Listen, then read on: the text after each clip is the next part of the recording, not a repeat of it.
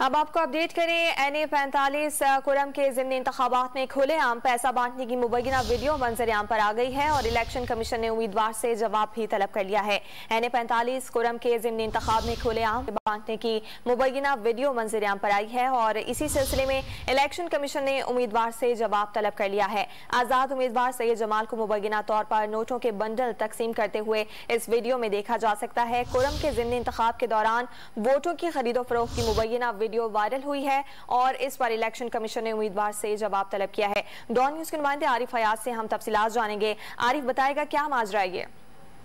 जी बिल्कुल, ये इन्हें 45 कुरम में ज़िमनी इंतखाब होगा अगले हफ्ते और अभी ये वीडियो वायरल हुई है जिसमें जो आज़ाद उम्मीदवार है सैयद जमाल उनका नाम है और वो जलसे में बैठकर स्टेज पर बैठकर ही उनके पास बैग है और उससे नोटों के बंडल निकालकर तकसीम कर रहे हैं। ये वीडियो जैसे ही वायरल हो गई तो वहां पर मौजूद जो जिले रिटर्निंग अफिसर है तो उन्होंने नोटिस भी जारी किया इस मुतल्लिक़ उम्मीदवार को और उनसे तहरीरी जवाब भी तलब किया हुआ है, जबकि कल उनको पेश होने की भी हिदायत कर दी गई है।